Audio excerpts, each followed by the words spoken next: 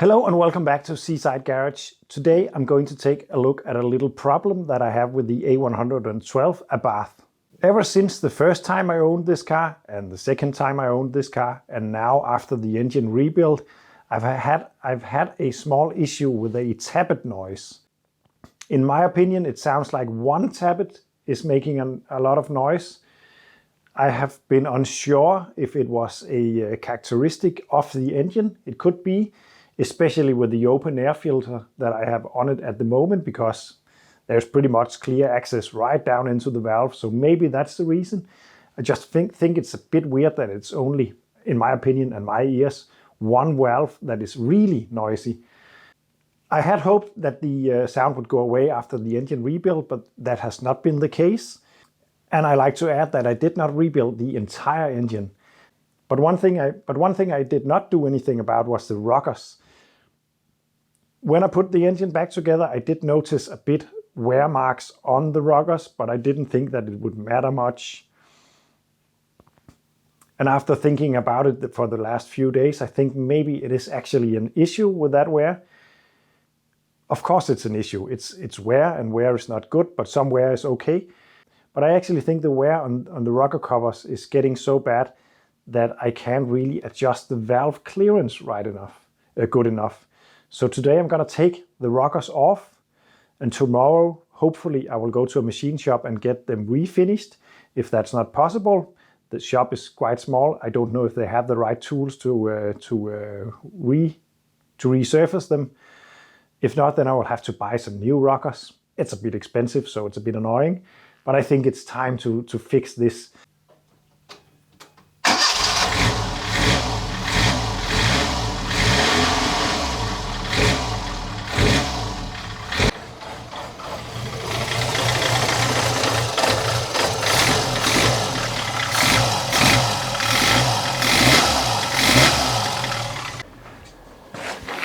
So I don't know if it picks up on the microphone. Maybe it will, maybe it won't. But the noise is especially audible when giving it a bit of throttle. I'm not that worried about the sound because it has made it for so long. But I would really like to get it to stop, because it's one of those sounds that always come back to me and make me wonder what's going on. And very often people mention the sound and ask me what it is, and I don't really know. But I really have a hunch that the rocker arms are the issue. And today I'm going to take them off, inspect them, and hopefully fix them. But to do that, we will have to take the valve cover off. Some of you who followed the engine rebuild on this car will remember that it's a bit of a clever design, depending on what you are going to do, because I can take the valve cover off, and with it comes the carb as well, so you don't have to take the carb off first or anything like that. It's integrated into the valve cover. I like that design, actually. I think it's cool, but I'm going to take it off.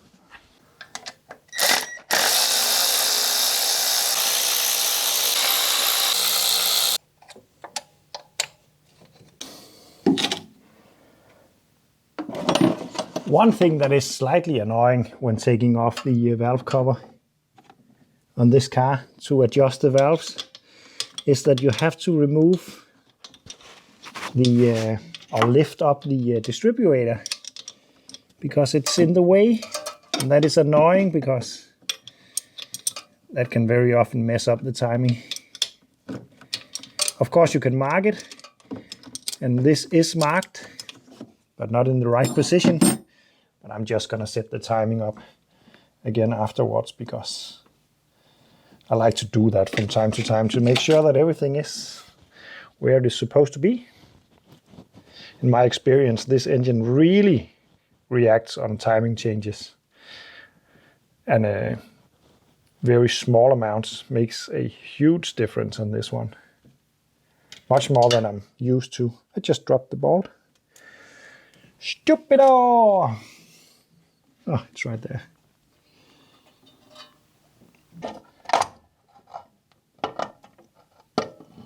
Like so.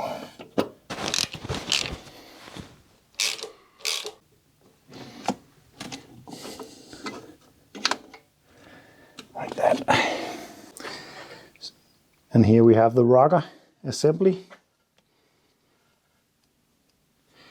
And what I'm worried about on these are the wear marks right there and right here, and well, pretty much on, or actually on all of them, it's pretty much the same wear on all of them, it seems, as far as I remember, at least when I saw it last time. It's pretty much the same. So maybe it's all of them that are noisy, but I'm not sure. I think that this is a problem, even though it's not that much. But because when I adjust the valve, this rocker cover is pushing on a valve like this, and when I set the valve clearance, I am setting it with a feeler gauge in between the two of them. But with the wear I'm dealing with here, it actually goes a little bit in. I can feel it with my finger, so it's not just a little bit. It's actually quite a lot. So when I put my feeler gauge on it, I am actually only touching the unworn sides and the valve itself, the valve stem. Therefore, I'm not measuring the wear inside of here. So the actual clearance where it pushes on the valve is bigger than I actually measure. I'm not sure that I explained that very good, and I'm not sure this is the problem, but I think that this is that something needs to be done about this at least. So tomorrow I'm going to the machine shop. If they can fix it, they can fix it. If not, then I'm gonna buy some new ones and put on. So it's a day later, and the rocker assembly is back from the machine shop. The guy down there is very experienced, and he took a look at the wear marks and told me that he did not believe that was causing any kinds of issues actually. So I'm not too optimistical about fixing that engine tappet sound this way at least, but still I am hoping, because yeah, it could be. And if it works, I don't think it's due to the wear, but due to the fact that I can't adjust the valve clearance very precisely because of the wear. But now it's been cleaned up. It's not completely perfect, but it's a lot smoother, and you can see the marks, but they are almost gone. So I think he did a pretty good job. So I'm going to put this back on the engine.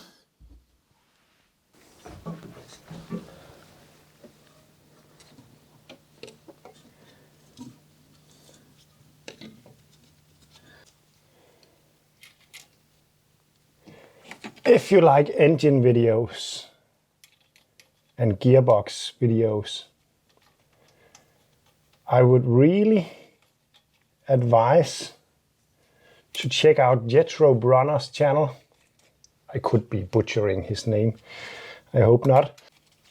He's a guy located in South Africa, I think, and he rebuilds mostly Alfa Romeos and do some amazing videos and amazing work in general. I really enjoy watching his videos.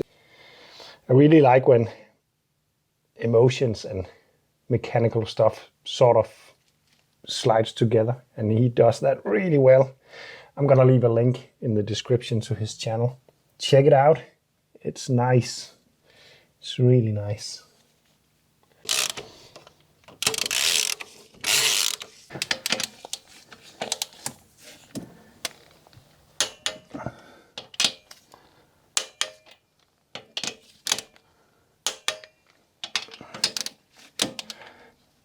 Like that.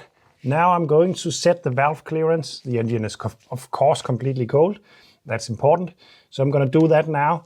I'm not going to film it because I made a video earlier about doing that, I think, on this engine, or else it's on the Renault 5 GT Turbo. It's the same concept and the same engine setup. So I will take you back in a minute. Well, maybe a bit more than a minute. It takes some time, and I have to be careful to do it right. So everything is back together now. The valve cover is back on and all of the valves are adjusted.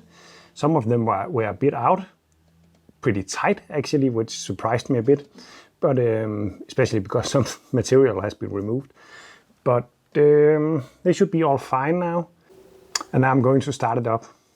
I don't know if I think this procedure actually worked, but we'll see about that. It will most likely not run very good to begin with, because the timing is not spot on now. I'm going to have to let it heat up and then use the timing gun to set it precisely. And then, then we'll see. I'm gonna start it up and heat it up.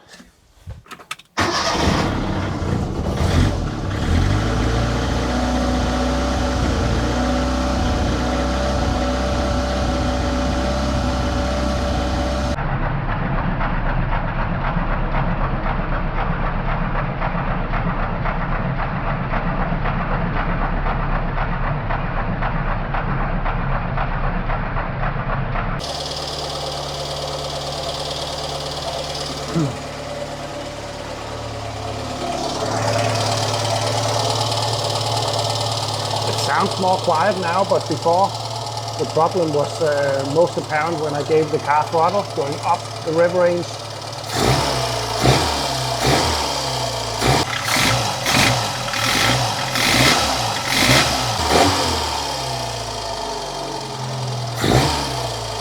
It sounds so much more quiet. Of course, this is a pushrod engine.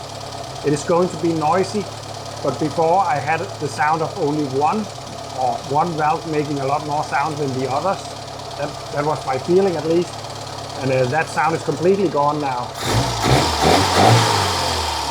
It sounds exactly as it is supposed to do. Oh, that's nice. That's so nice. Woohoo! Thank you all for watching this video. I fixed something. I'm very happy about that. Remember to check out the channel I mentioned earlier. It's really cool. And see you in the next one.